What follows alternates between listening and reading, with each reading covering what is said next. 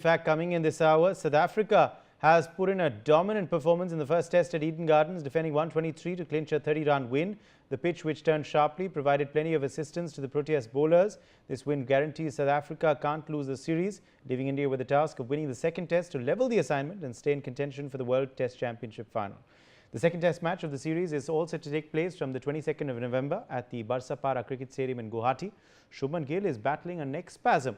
That leaves his availability for the second test in doubt.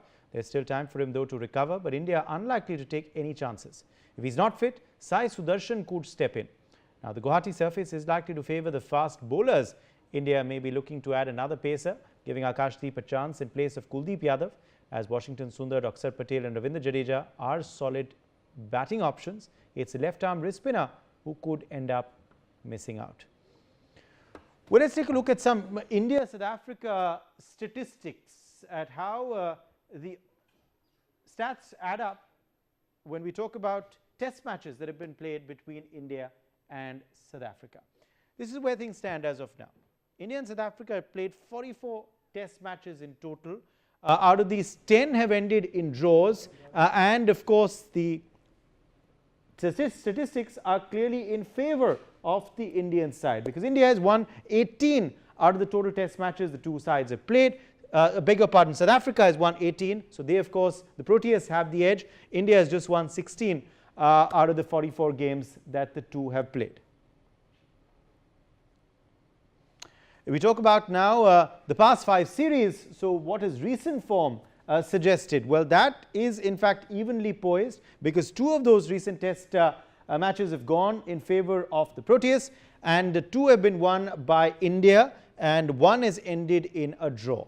So that's a look at recent form. That's a look at the past 5 series that the two sides have played. Who have been the top performers in India-South Africa matches? Well, clearly for India, it's been Sachin Tendulkar who has the most runs in matches against South Africa. He's played 25 matches, and in those he's stacked up 1,741 runs. Also, if we talk about the bowlers, well, the most amount of wickets have been taken by Anil Kumble. He's taken 84 wickets in the 20 matches that he's played against the South Africans. Now, if we tell you about the South Africa side, well, for them, their X-factor in the bowling department in previous matches has been Dale Steyn.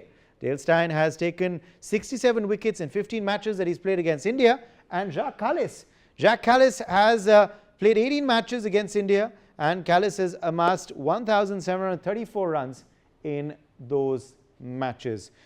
Now let's bring in cricket scholar Sunil Yashkalra for his perspective on this current test series. What did you make of that first contest? It was, of course, a low-scoring encounter. The pitch, the wicket did come into scrutiny, of course, Sunil, but it was South Africa which came up top. Their bowling stars, of course, performing, taking wickets of the Indians and outlasting the Indian side by 30 runs. What are the lessons that India can hope to learn from that first contest in this second test match? What are your expectations? And also, how do you analyze what turned out to be the X factor for the Proteas?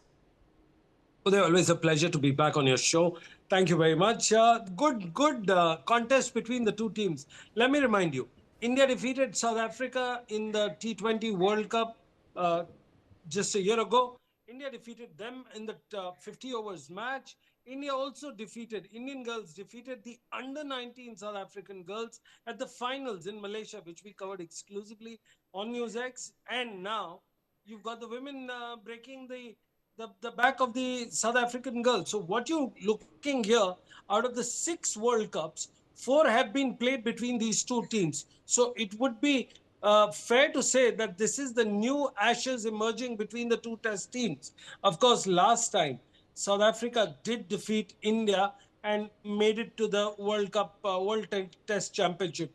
Now, when you come back here, this is a completely new side. You've got Shubman Gill, but you don't have the Rahanes, the Pujaras, the Rohits, the Virats of the world, or Ashwin to take care of it. It's a different ballgame altogether.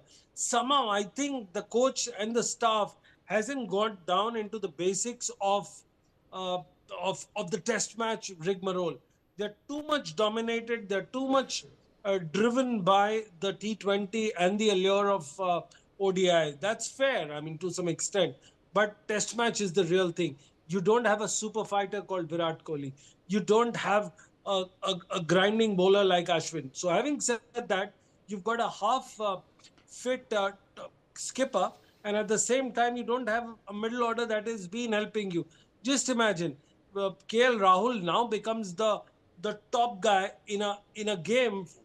Last year, he was not even making the cut. So that shows the kind of vulnerability that India has. And also, you must remember, WTC series is a two-test. The India-South Africa series is a two-test series. If you win it, you notch up points and you secure yourself for the next cycle of the WTC finals. Right now, Indians in India look absolutely dismal.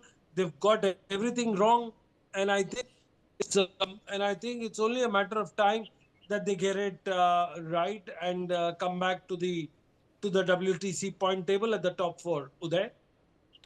All right. Appreciate you joining us, Sunil, with your perspective on that story. It's time for a very short break. 25 lakh का